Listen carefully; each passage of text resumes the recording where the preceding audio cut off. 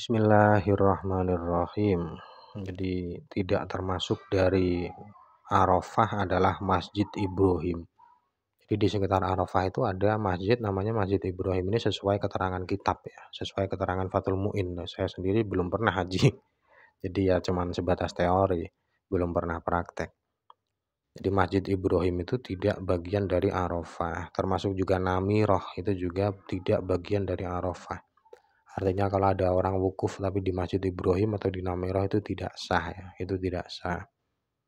Kemudian terkait dengan wukuf di Arafah itu bagi laki-laki itu baiknya dia mencari tempat wukufnya Nabi Muhammad. Tempat wukufnya Nabi Muhammad itu ada di samping Sohrot, ada di samping batu besar. Kalau di kitab ya dikatakan batu besar yang sudah terkenal. Ya terkenal itu kan tergantung tahu apa tidak. Kalau tidak tahu ya percuma dikatakan batu yang terkenal. Intinya di Arafah itu ada batu terkenal gitu. Dan di situ tempat wukufnya Nabi. Nanti bisa di Google sendiri lah. Dan tempat ini mengapa dinamakan Arafah? Karena Nabi Adam dan Hawa berkenalan di sana.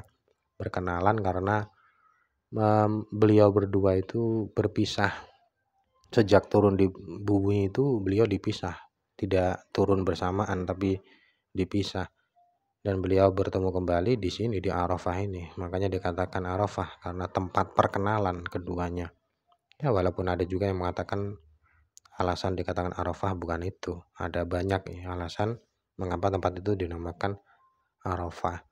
Kemudian wukuf di Arafah itu waktunya adalah antara waktu zuhur di hari Arafah. Waktu zuhur hari Arafah itu maksudnya tanggal 9 Dzulhijjah hingga terbitnya fajar di hari penyembelihan di hari Dzulhijjah ya.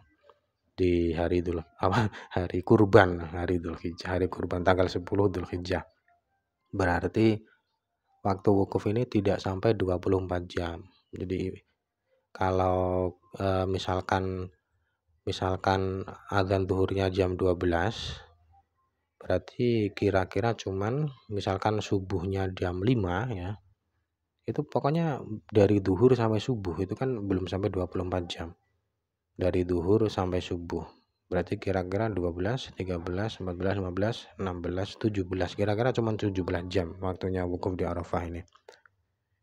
Dan disunahkan bagi lelaki, ya, bagi lelaki atau bagi orang yang wukuf disunahkan untuk mengumpulkan siang dan malam. Mengumpulkan siang malam itu artinya siang ya wukuf, malam ya wukuf.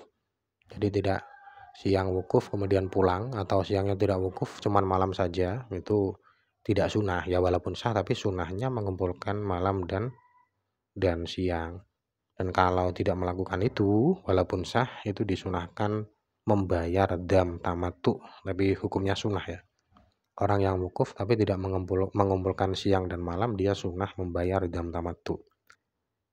Jadi wukuf di Arafah itu adalah rukun haji yang kedua. Kemudian rukun haji yang ketiga adalah tawaf ifadah. Tawaf ifadah. Waktu melaksanakan tawaf ifadah itu setelah malam hari kurban. Malam hari kurban berlalu setengah ya, kira-kira jam 12 malam gitu. Tanggal 10 Ramadan, kok 10 Dzulhijjah, tanggal 10 Dzulhijjah jam 12 kira-kira. Di kitab Fathul Muin dikatakan bahwa tawaf ifadah itu rukun haji yang paling utama. Bahkan kalau dibandingkan dengan wukuf pun itu masih kalah dengan tawaf ifadah. Ini menurut versi dari Fathul Muin. Walaupun Az-Zarqashi mengatakan lebih utama wukuf daripada tawaf ifadah. Jadi wukuf dan tawaf ifadah itu waktunya lebih dahulu wukuf karena wukuf tanggal 9 siang. Tawaf ifadah tanggal 10 malam. Tanggal 10 malam. Jadi waktu tawaf ifadah masuk itu waktu wukuf belum selesai ya. Waktu tawaf ifadah masuk itu waktu wukuf belum selesai. Karena waktu wukuf selesai itu di terbitnya fajar tanggal 10 gitu loh. Terbitnya fajar tanggal 10. Sedangkan ini itu tanggal 10 setelah pertengahan malam. Jadi waktu tawaf ifadah waktu wukuf belum selesai, itu sudah masuk waktu melakukan tawaf ifadah. Kemudian rukun haji yang keempat adalah sa'i. Sa'i itu jalan mondar-mandir ya, antara Safa dan Marwah sebanyak 7 kali. 7 kali ini harus pasti. Artinya kalau ragu ini sudah 6 atau 5, ini sudah 5 atau 7, maka harus diambil yang sedikit. Harus diambil yang sedikit. Jadi 7 kali itu harus yakin. Lah sa'i itu boleh dilakukan setelah tawaf kudum selama belum wukuf di Arafah. Jadi sa'i ini yang penting dilakukan setelah tawaf ya, setelah tawaf. Sedangkan tawaf haji itu ada 3, yang 2 yang 2 tidak rukun, yang 1 rukun. Yang rukun ya ifadah tadi. Yang tidak rukun itu ada tawaf kudum, ada tawaf wada. Tawaf kudum itu saat baru datang ke Mekah. Kalau tawaf wada itu kebalikan tawaf kudum saat akan meninggalkan Mekah. Nah, sa'i itu boleh dilakukan setelah tawaf kudum selama belum wukuf. Jadi ada orang yang datang haji kemudian tawaf kudum, setelah tawaf langsung sa'i itu boleh, itu sah. Itu sah selama dia belum wukuf di Arafah. Atau kalau dia tidak melakukan sa'i setelah tawaf kudum, dia melakukannya nanti setelah tawaf ifadah yang waktunya tadi ya, tanggal 10 Dzulhijjah setelah malam berlalu setengah. Jadi sa'i itu harus dilakukan sebanyak 7 kali. Kalau kurang ya nggak sah berarti. Kalau kurang tidak sah. Dan saya ulangi lagi bahwa bila ada orang yang ragu jumlah sa'inya sudah berapa kali, kalau keraguan itu datang sebelum selesai ya, maka dia harus mengambil yang sedikit. Karena yang sedikit itu yang pasti. Kalau ada orang yang ragu, ini sa'i saya sudah 5 apa 4, itu berarti 4 itu kan pasti, 5 itu masih diragukan, yang sedikit itu dipastikan. Ini tapi kalau belum selesai ya, kalau sudah selesai, kalau sa'inya sudah selesai kemudian baru ragu, lah ragu itu nggak usah dihiraukan. Ini tidak hanya di bab ini saja, di bab ibadah yang lain juga sama. Pokoknya keraguan yang datang setelah selesai ibadah itu tidak usah dihiraukan. Itu tidak mempengaruhi kesan ibadah. Karena ibadah itu kalau sudah selesai ya secara lahir itu sudah sah. Kemudian tadi dijelaskan bahwa tawaf kudum ya itu setelahnya langsung boleh sa'i.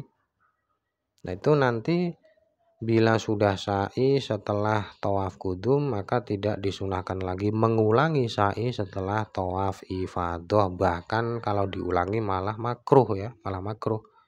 Sudah sa'i setelah tawaf kudum lalu tawaf ifadah diulangi sa'i lagi, yaitu sa'i yang kedua, justru hukumnya malah makruh. Dan untuk sa'i ini tidak boleh dibolak-balik. Artinya yang pertama harus dimulai dari Safa. Jadi startnya itu Safa, nanti diakhiri di Marwah. Karena kan 7 kali. Mondar-mandir dari Safa ke Marwah itu nanti tempat mulai dan tempat selesainya kan beda kalau ganjil. Jadi mulainya dari Safa, diakhiri di Marwah.